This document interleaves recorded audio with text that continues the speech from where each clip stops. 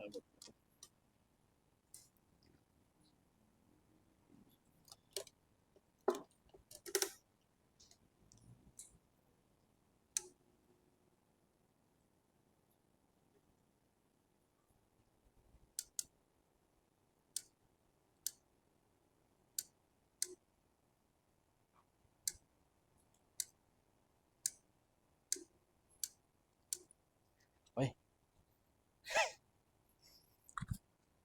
Naka-on ba? Ito. Okay ba? Okay na to.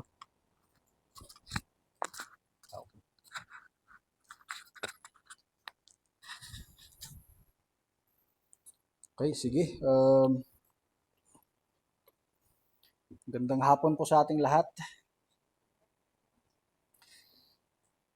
Simulan na po tayo sa ating service. And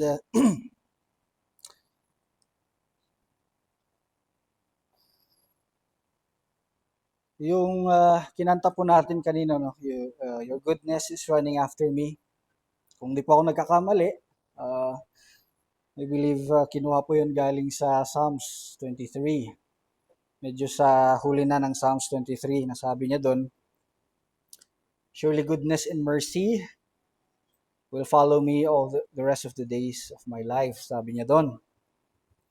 And interesting lang po, no, kasi yung follow or yung running after na sinabi niya doon is galing po sa yung original language na radaf.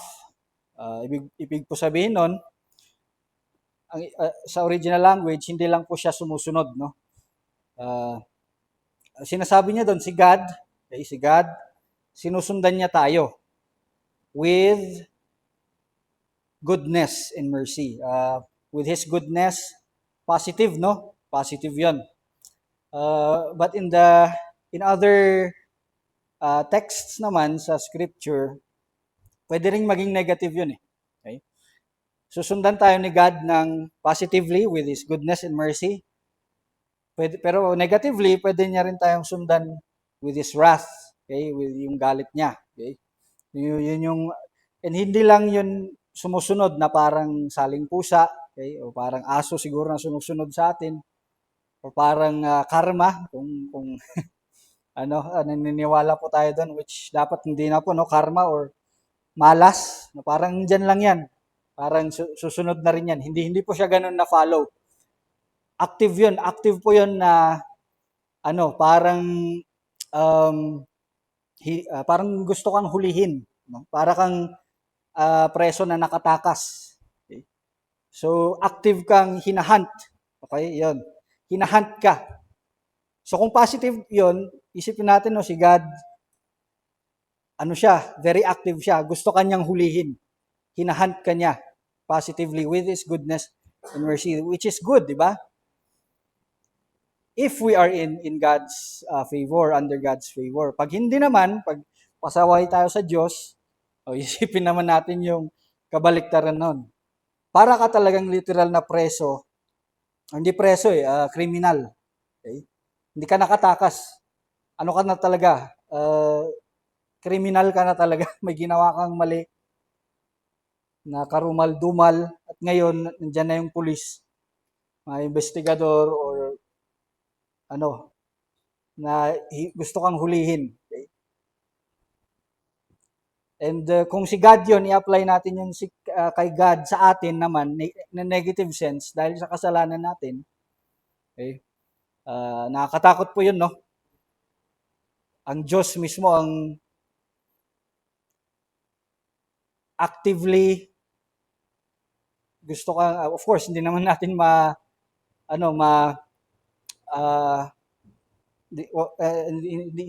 hindi natin kayang magtago, no? Or tumakas sa Diyos.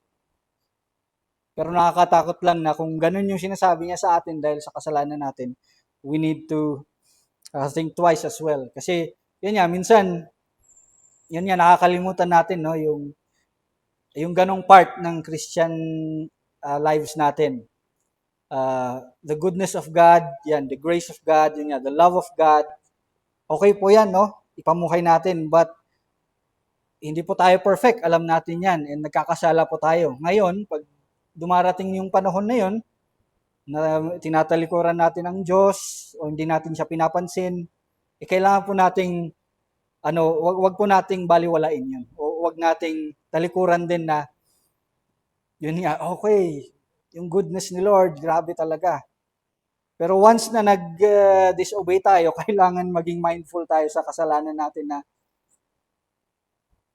yun, matakot rin tayo, no? Yun yung sinasabi na takot ng Diyos, the fear of God, because He is the author of life and death. Hindi lang dito sa mundo, but everlasting.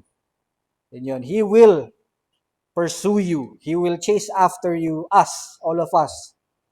Ngayon, nasa sa atin na yun. Kung wala si Kristo sa buhay natin, ayan, negative. Negative ang chase niya sa atin, ang paghahabol niya sa atin. Pero kung meron tayong Kristo sa buhay natin at nagbabago tayo, patuloy tayong nagiging katulad ni Kristo araw-araw, okay? Ayan. Doon natin makaklaim po ng tunay yung Psalm 23, yung end ng Psalm 23 na surely goodness and mercy will follow after me all the days of my life. Okay, but anyway, ano lang po yun, konting naalala ko lang po yun. But hindi po yun yung message, no? Ang message po natin na ngayong hapon is patuloy lang din po sa matagal na rin po nating ine-emphasize dito sa church, no, sa mga messages, mga Sundays, which is about ano po ulit? The gospel, okay? About Jesus Christ, about the good news, okay? About salvation, okay? That Christ died for our sins, di po ba? Namatay siya para sa ating mga kasalanan, okay? Namatay siya sa cross, nabuhay muli, at napatunay niya na siya ang Diyos, at siya ay ang Savior, tagapagligtas. Ano po? So, yun, tutuloy lang po natin. No? But now, mag-focus naman po tayo ngayon sa practical. Okay? Kasi yun nga, napag-usapan na natin yun. It comes directly from the Bible, the scriptures. Okay? 1 Corinthians chapter 15. And in-expound pa po ni Pastor Ray in the past months. Yun nga, about that, Christ dying for our sins. Yun nga, His work on the cross. Okay? Ngayon, practical naman, galing din sa scripture, no, sa Bible. Titignan natin yung mga examples. Last week, yun, inunahan ko na po ng konti examples. But now, ayun, talagang pupunta rin po ulit tayo sa kanyang salita. Scriptures, kung ano ba talaga yung buhay natin. Okay, sinabi na natin, di ba? Tinanggap na natin si Kristo. Okay, pastor or kuya. So sige, paniwala mo na ako. Okay? Sabi natin, tinanggap ko na si Kristo sa buhay ko. I ask forgiveness for my sins already. I want to repent of my sins. Ngayon, so ano na? Yun na yung sinasagot natin ngayon, no? So what comes next after following Christ, no? Or confessing that Jesus Christ is your Lord and Savior. So ano na? Okay na, di ba? Mabuhay na tayo na kung sino na lang ulit tayo, di ba? Ganun po ba? Yun nga. Patuloy lang ulit ang buhay. Okay. Basta alam ko na si Kristo ay ang aking tagapagligtas. Namatay siya sa cross para sa aking kasalanan, okay na. Which is ang sinasabi nga natin ulit, no?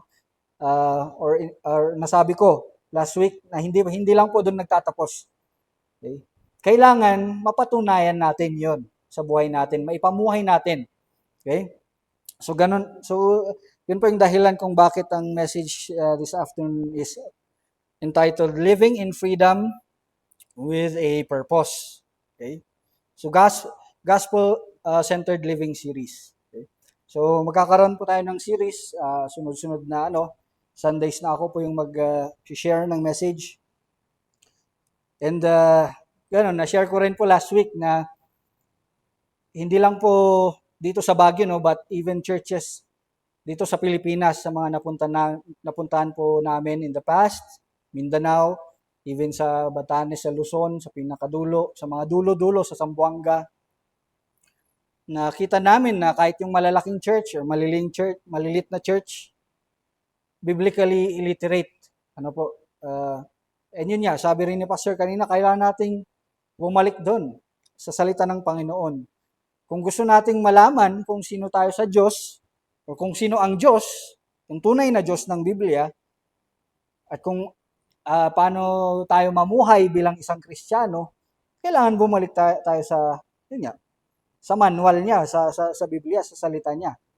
Kasi kung ang sinusundan pa rin natin ay yung mga quotes or mga iniidolo natin sa mundo, which is yun, hindi rin naman masama, pero kung sila na nga yung pinagbabasehan natin ng buhay natin. For example, sino ba? Si Idol, sino bang ma-idol natin ngayon?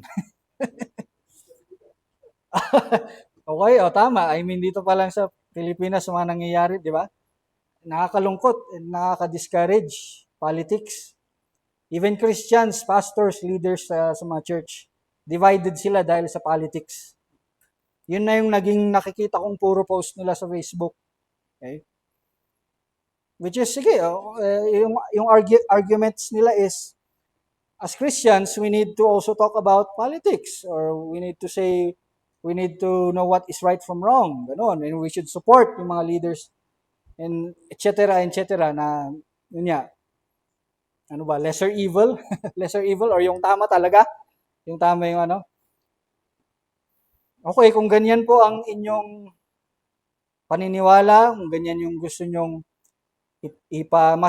mas ipamuka or ipaharap sa inyong mga members, sa inyong mga church, rather than Christ and His teachings, nasa sa inyo na po yan. But ako, and hopefully, para sa atin dito sa church, we need to, again, sabi ni Pastor, go back to the Lord's teaching. Okay? Kung sumasang-ayon yung advocacy or yung values, yung moral values ng isang candidate politically sa sa Bible, sa salita ng Panginoon, okay. Pero wag natin siyang gawing Diyos, di po ba? Wag na siya yung palagi nating tinataas o binabanggit. O sabihin natin, let's support this or ano. Pwede siguro paminsan-minsan, pero pag yun na palagi yung lumalabas sa buwangan natin, then okay. Again, nagiging idol na po para sa akin, no? And yun, again, biblical literacy. So, for the next, next Sundays, which we have been doing din naman, more on practical application na tayo about gospel. Okay? Gospel-centered living. Kasi alam na natin, di ba? Kailangan natin ang gospel. Okay? Kailangan natin itong i-share sa iba. Okay? Ngayon, ano naman susunod? And dito po tayo pupunta ngayon kung paano natin ipamuhay, no? Gospel-centered living. Now, let's go to, if I may invite everyone to go to, again, Galatians chapter 5.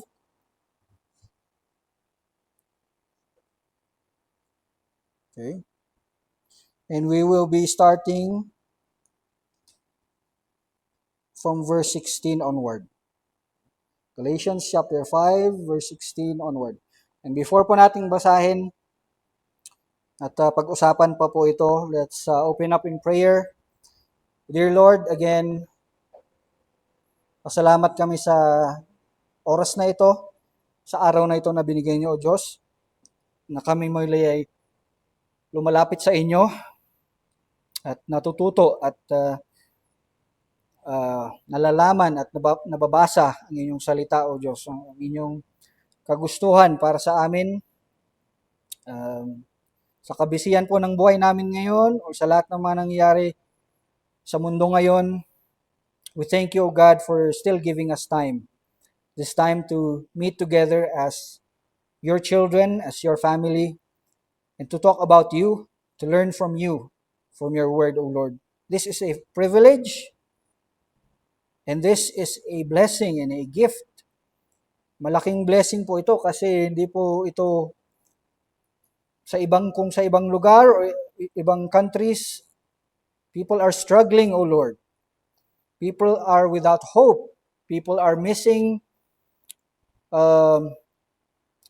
your message of good news of life in Jesus Christ. At sa mga lugar na ito, Diyos, ay pinagbabawal pa po.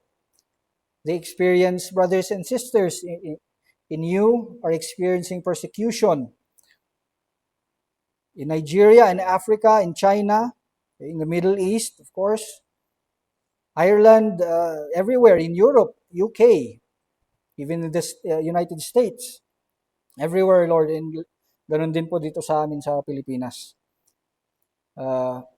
People are being persecuted because of who you are, because of who you are in us, O God, and who we claim to be, and because of our testimony in you. And so, because of this, we thank you. It's all by your grace, O Lord, na binigay niyo po ito sa amin ulit. May your word be true. May it edify us, equip us, build us, strengthen us, rebuke us even, discipline us if needed, O Lord, and may it ultimately change us. Thank you again. All of these things we ask in Jesus' name. Amen. Okay. So, ulit, no? Hopefully, kabisado na natin, di ba? Ang gospel, ang good news ng Diyos, which is again about Jesus Christ, His Son, dying for our sins. Okay? Christ Jesus dying for our sins. And dahil doon, lahat na ng kung anong gagawin natin dito sa buhay ay dahil doon, no? Kasi, yun nga, everlasting life, kung hindi natin yung tinatanggap, hindi natin yung naintindihan, hindi natin yung sinusunod, ay wala tayong everlasting life. Okay? And so, ngayon naman, okay, so living in freedom with a purpose. Ngayon, because of that, because of the gospel again, Christ dying for our sins, okay, so ano na ulit, di ba? So mamuhay na tayo with freedom. Dapat alam na natin yun, no? Alam din po na, again, this is just all a reminder for us. Bakit freedom? Bakit tayo namumuhay na may, ano bang freedom sa Tagalog po ulit? Kalayaan, ayun, kalayaan, no? Bakit na tayo malaya? Di ba tayo malaya dati?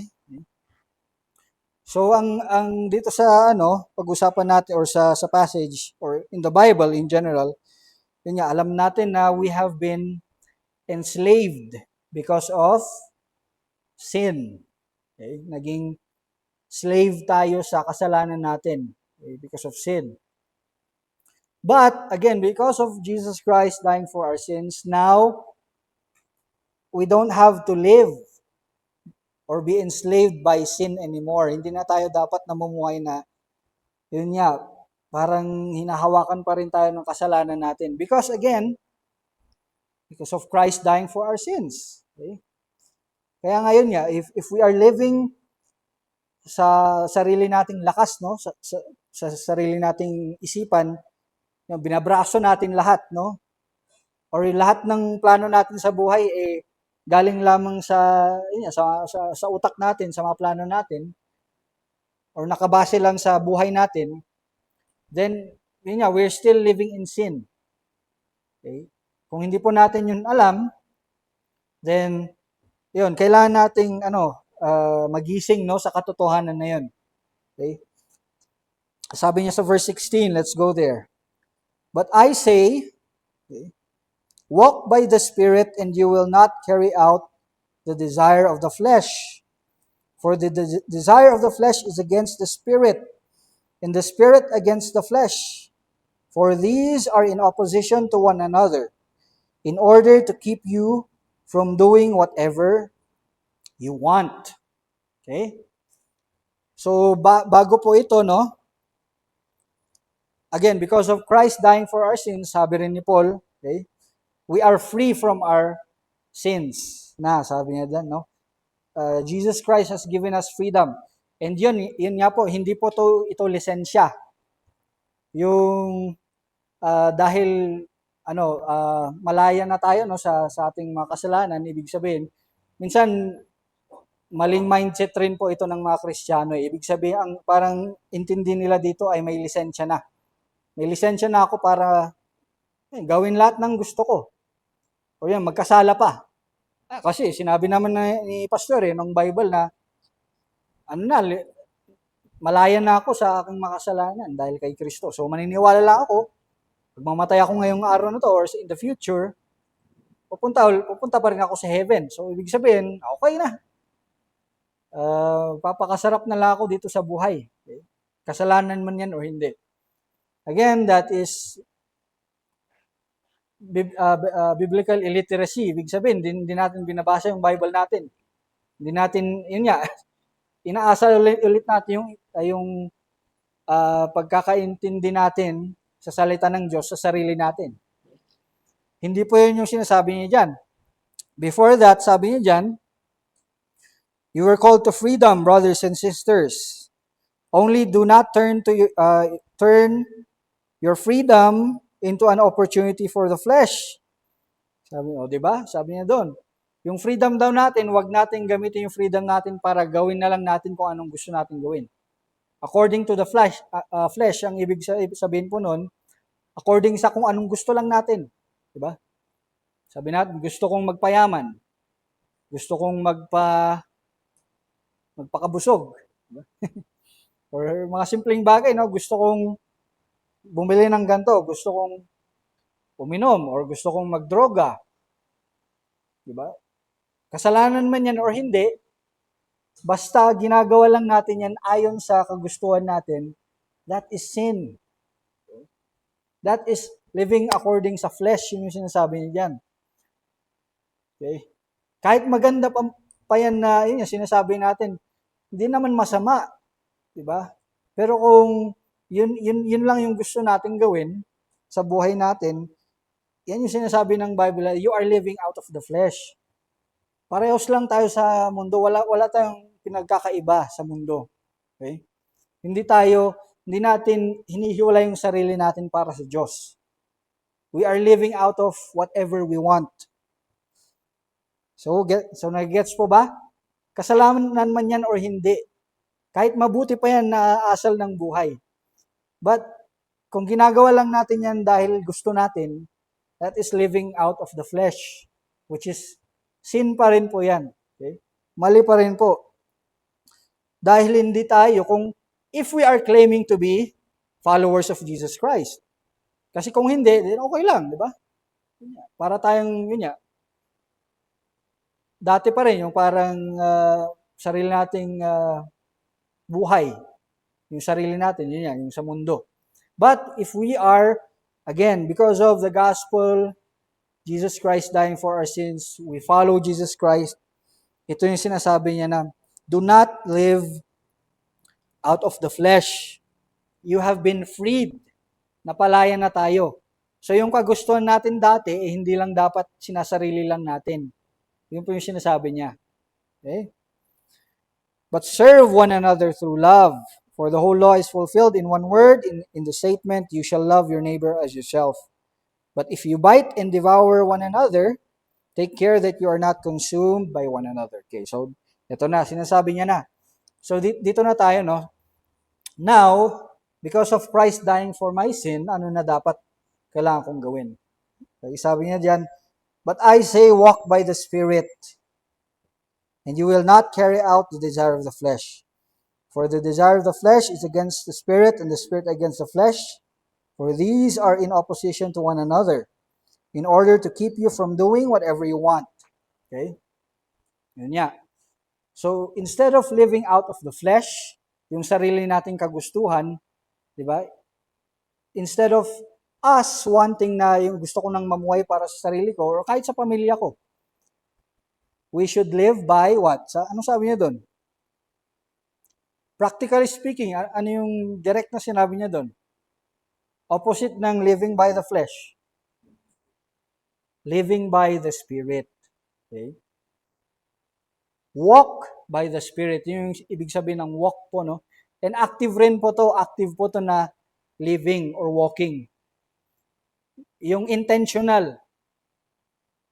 Kasi unang-una, if we say again that we have been saved by Jesus Christ, yung tunay, yung genuine, dapat may, yun nga, automatic yan, nakasama na papasukan tayo ng, or we would be indwelled, or we would be filled, yun, by the Holy Spirit. Okay? Holy Spirit na dapat yung namumuno sa buhay natin. Okay? Diba for example, sa mag-asawa din, no? Marami beses na naging example na rin to sa mga mag-asawa. Yung the word submit. Okay?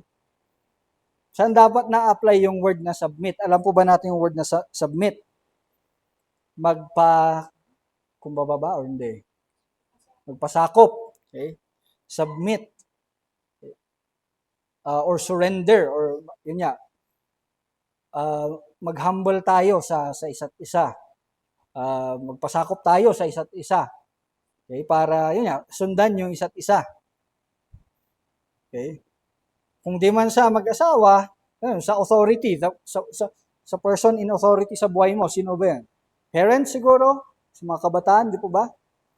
Or sa school, students, sa teachers, okay? Yung word na submit. Minsan, nakikita natin, inisip natin, di ba? Pero kung gagawin na natin mismo, di ba? Kung ina-apply natin sa bahay, yun nga, for example, sa atin po, no, sa amin din, sa mag-asawa, may mga times na mahirap. Di ba? Mahirap mag-submit sa isa't isa, lalo na kung nagpapataasan ng pride. Tingnan ng isa, tama siya. Tingnan ng isa, tama siya. So, ano nang mangyayari? Hindi na submit ang mangyayari, di ba?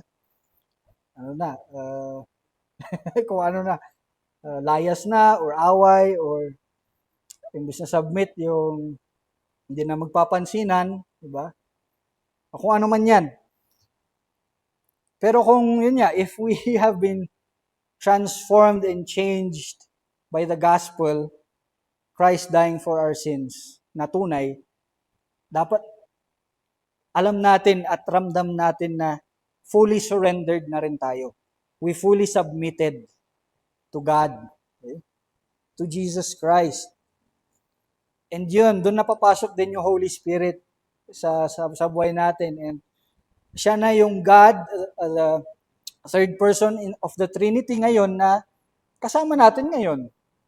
Siya na yung nagwo-work sa atin, siya yung transform sa atin, siya yung nagbabago sa atin. Okay? Di ba? God the Father created everything, in control of everything. He sent His Son, Jesus Christ, again, to die for our sins because dahil nga nung creation, dahil sa kasalanan natin, we have been separated from God. That's the role of God the Father and the Son. Now, anong role ng God the Spirit? Yun na, siya na yung binigay ni Jesus ngayon. He is the helper.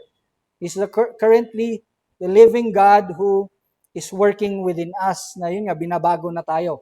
Kaya nga sabi niya doon, walk by the Spirit. Okay? Hindi na tayo dapat nabubuhay dahil sa kagustuhan lang natin or by our flesh. But we should be living by the Spirit. Okay? Kaya yun po, no, yung sinabi niya. Kasi nag-aaway po yan. Nag-aaway po yan palagi. Yung kagustuhan natin, tsaka yung kagustuhan ng Diyos or ng Spirit. For example, sabi niya, ganito, parang ganito, di ba?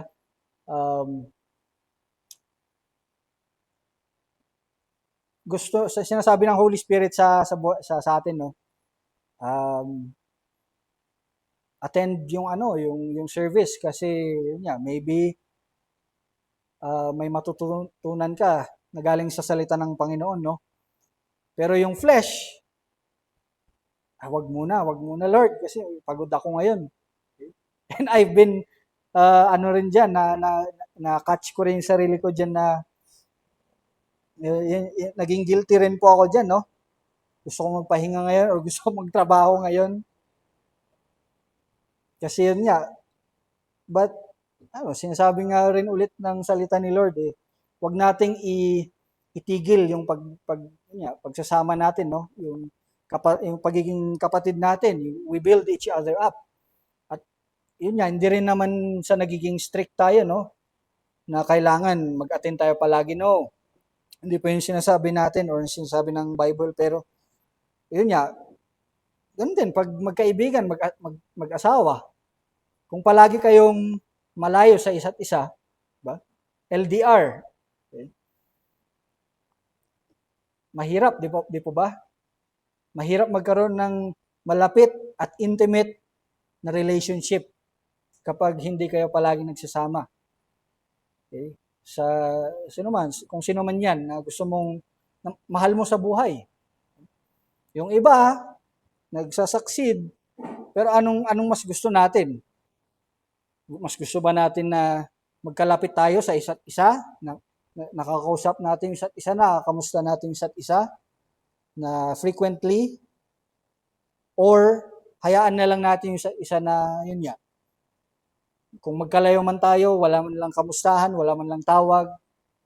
Again, it's all about relationship din natin with the Lord. Okay? So yun, no?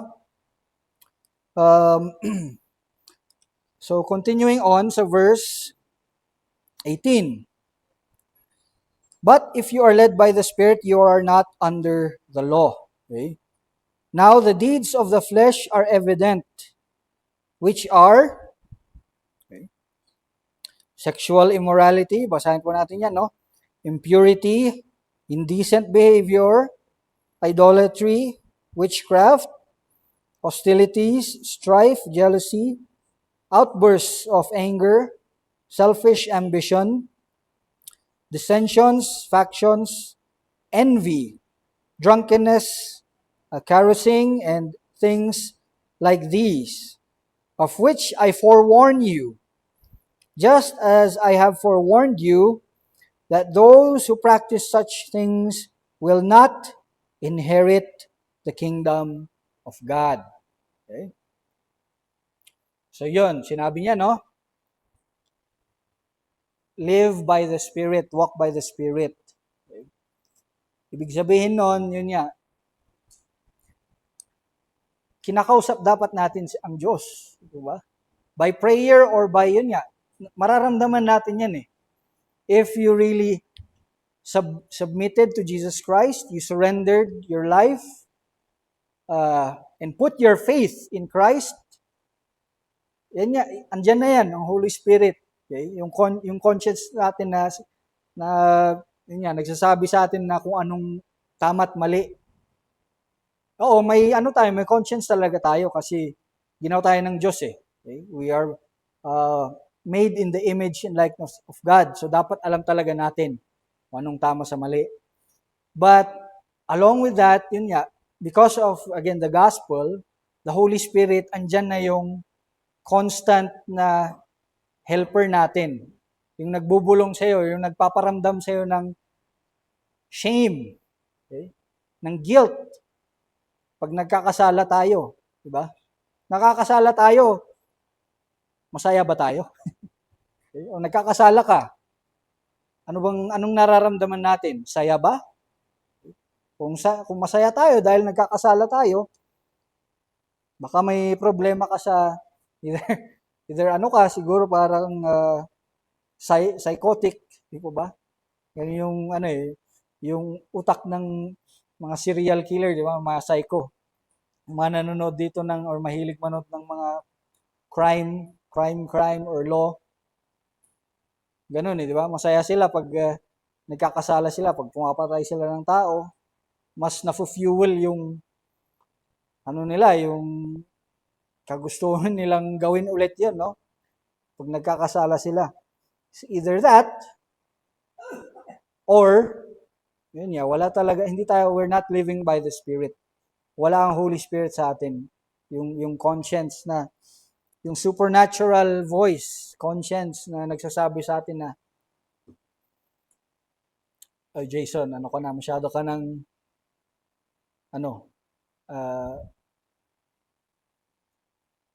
ano ba, mayabang, masyado ka ng mayabang, masyado ka ng kuripot, masyado ka ng madamot, masyado ka ng, ayun nga, masakitin sa kapwa-tao mo.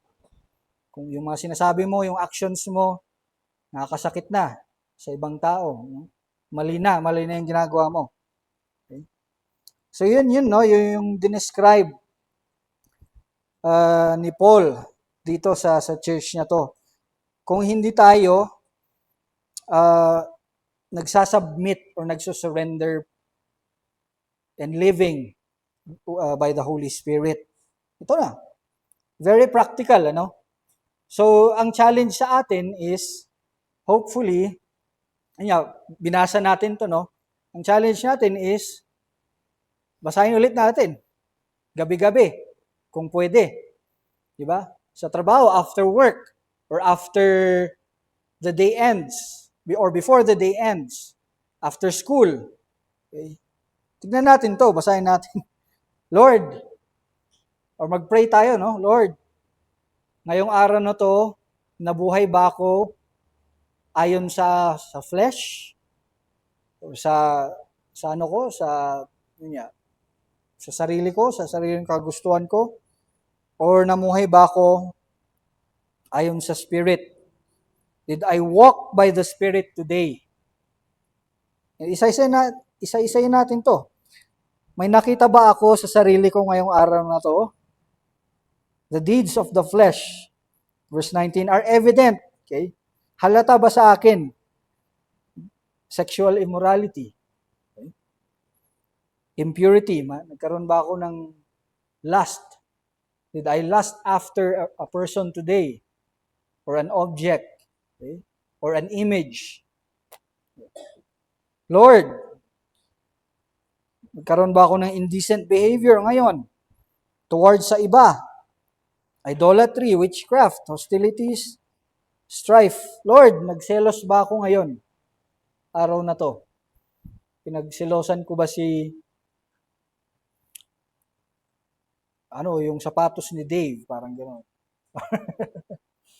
Kasi mukhang mayaman si tatay. Marami siyang pera, parang sana all. Diba? Parang gano'n. Nagselos ba ako ngayon? Outbursts of anger, yan.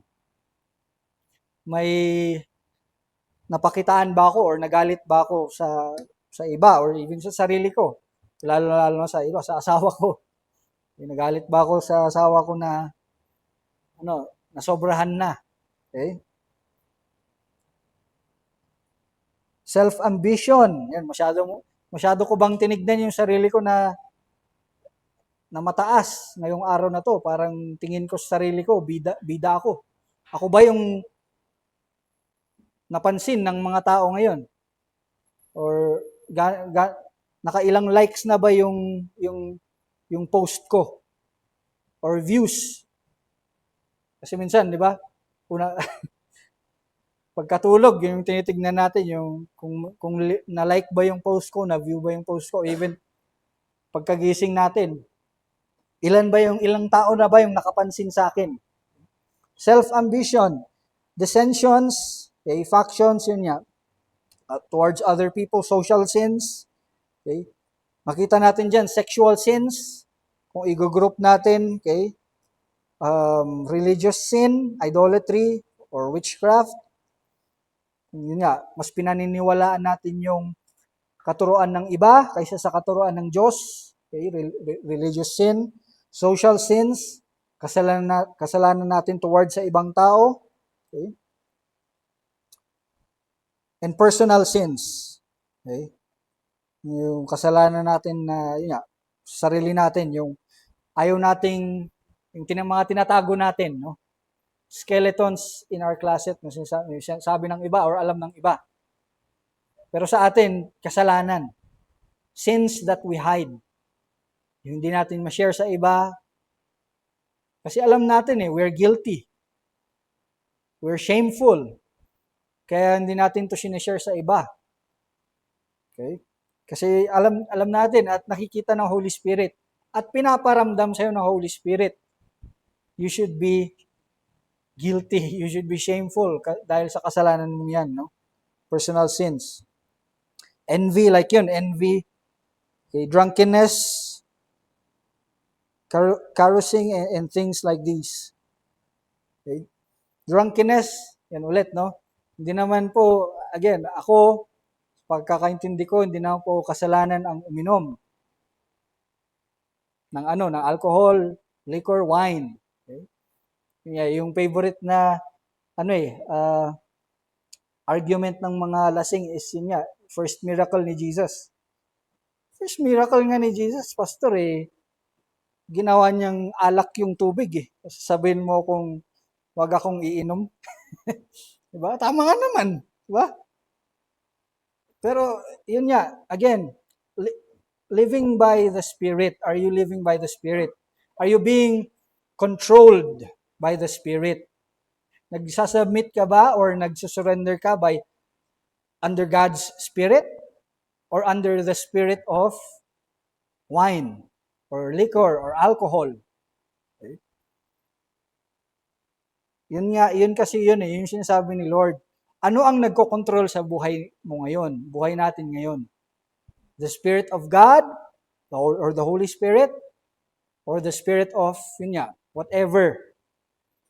Drugs, alcohol, Facebook, okay? Approval of other people, okay? Or yung sarili nating pleasures sa buhay. Yun ba yung mga spirito na nagko-control sa atin? Or again, is it the Spirit of God? Of which, sabi niya doon, just as I have forewarned you. So hindi na po ito bago, na-warningan na daw tayo. That those who practice such things will not inherit the kingdom of God. Hindi daw tayo mapapasama sa kaharian ng Diyos kapag ganun yung pamumuhay natin. So question po ulit, ibig ba sabihin, Pastor, tinanggap ko si Kristo sa buhay ko, Kristiyano na ako, okay? So, yan, may eternal life na ako, salvation in Jesus Christ. Ibig ba sabihin nito, mawawala. Pag ginawa ko ito, pag maging makasalanan ulit ako, mawawala ba sa akin yung eternity? Mawawala ba sa akin yung kingdom of God? Hindi po yun ang ibig sabihin nito. Ibig po sabihin nito, again, by your life, by your walk, kung paano tayo namumuhay, kung ganito tayo, namumuhay na makasalanan, living by the flesh ulit, ibig sabihin, you have not accepted or understood the gospel in the first place. Okay?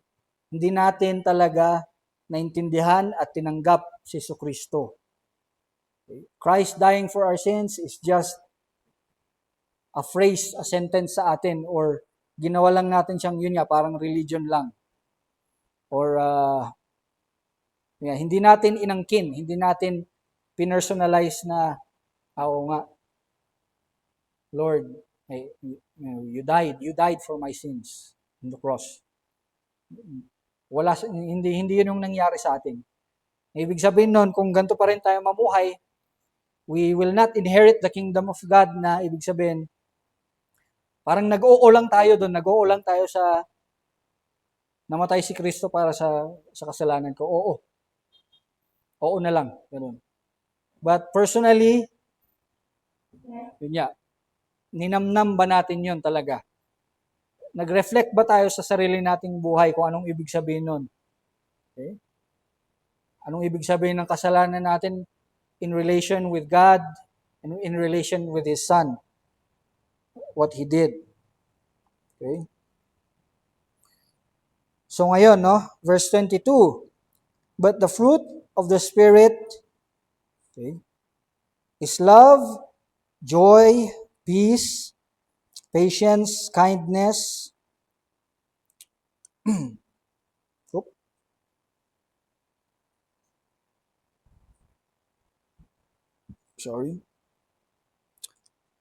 goodness, faithfulness, gentleness, self-control.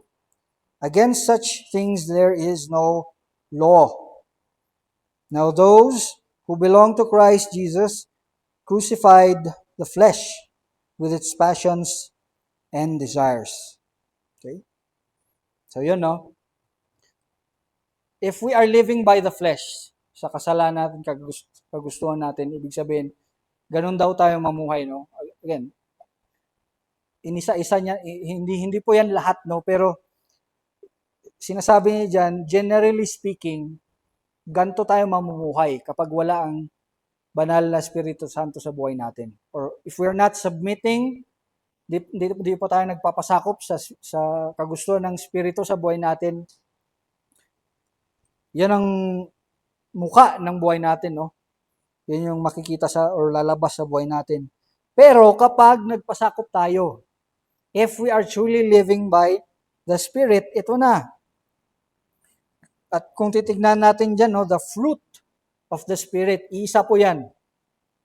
Again, generally speaking, minsan, even sa church, naging emphasis ulit natin dito na, ay ako, may gift ako of love. Diba? Or may gift ako, may spiritual, yan. Masyado nating ine-emphasize din po yung spiritual gifts na parang exclusive, parang ikaw lang, no?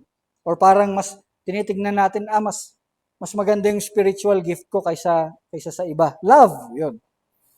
Mas tinitignan natin 'yun, no? Nakakalimutan na natin yung nagbigay ng gift, ng gifts.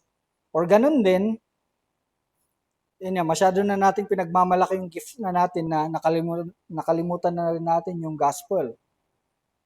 In the first place, bakit natin kailangan ng gifts? Okay? Kasi makasalanan tayo di ba? And that's why Christ died for our sins.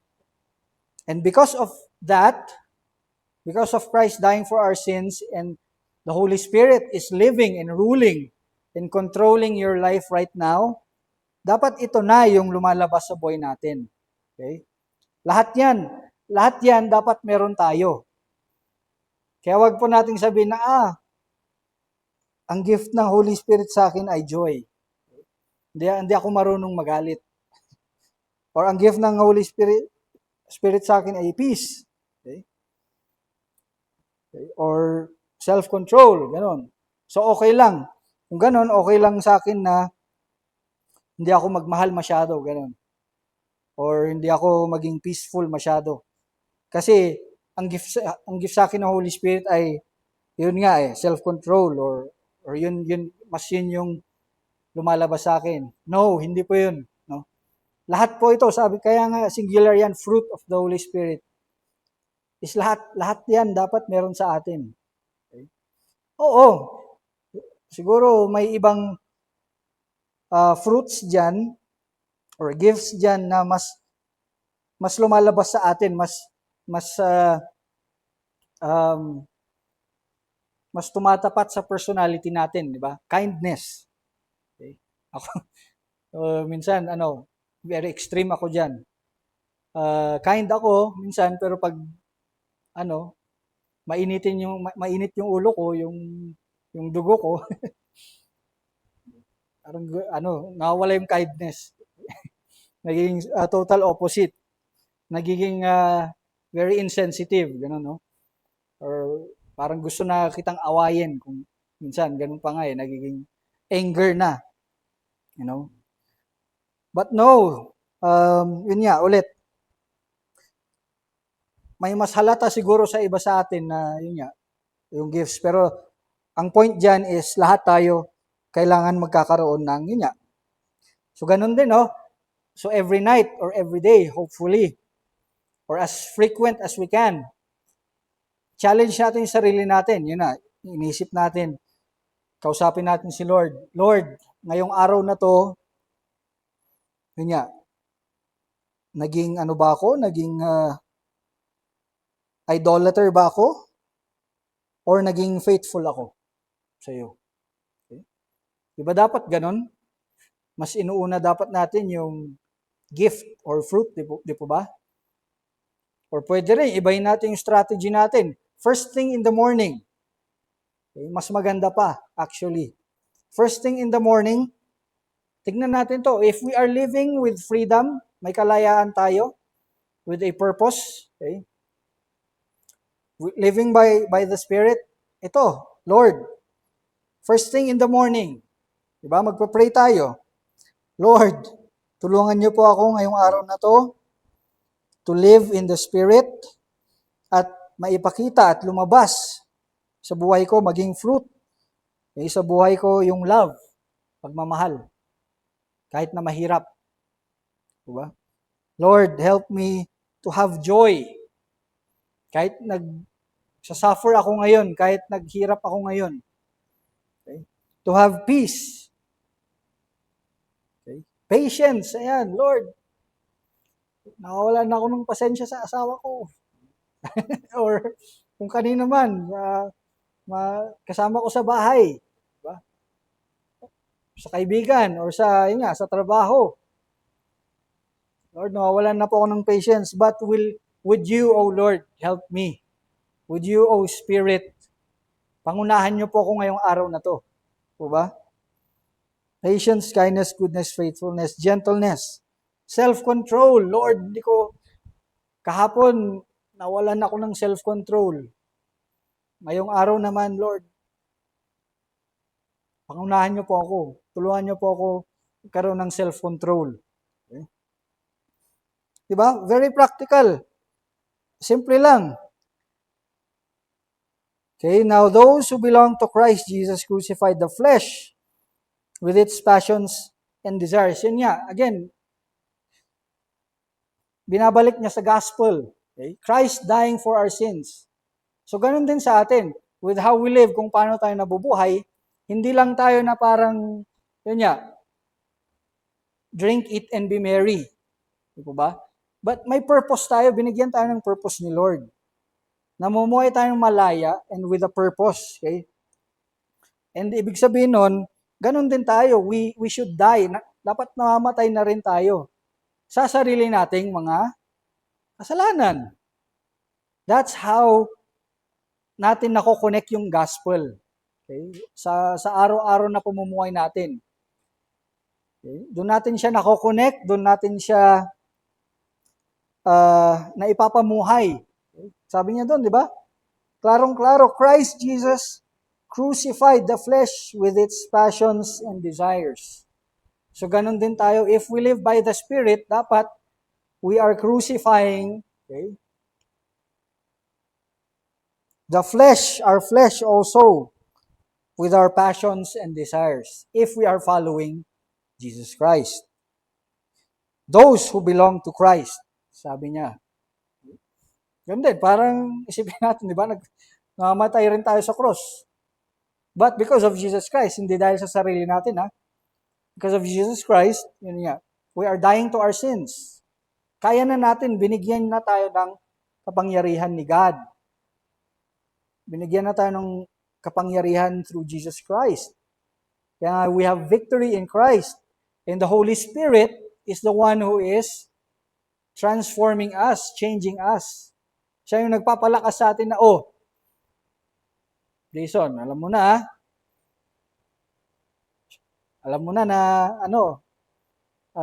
kailangan mong i-humble yung sarili mo ngayong umaga or ngayong hapon. Alam mo na mali yung iniisip mo, mali yung gusto mong gawin. Dapat ganito, dapat. We're walking in the light. Do not be walking in darkness or do not be in darkness. Sabi niya mga dun sa Ephesians. Hindi lang tayo nasa dilim, pero tayo mismo yung madilim. Maitim. Hindi po, tayo po yung dilim, tayo yung evil, okay? Tayo yung sin. Hindi lang po tayo nasa loob ng kadiliman.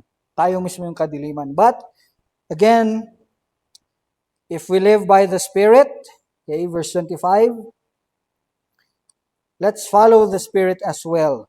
Let's not become boastful, challenging one another, envying one another.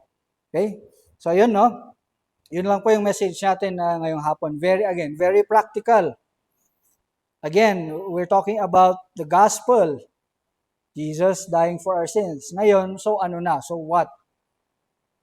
So ito na, kailangan mamuhay na tayo according to our belief, according to what we have accepted, according to what we are following, or who we are following, which is Jesus Christ. Now sabi niya dito, live with freedom. Live in freedom with a purpose. Okay? And paano natin gagawin yun? We are freely living by the Spirit. We walk by the Spirit, not by the flesh. Kasi kung nabubuhay muli tayo muli na according to our flesh, sa kagustuhan lang natin, then you are not, hindi po kayo malaya. Hindi po tayo malaya na nabubuhay. We're not living in freedom. You're still living in your own sin. You're still living in, yun nga, parang nakakadena pa rin.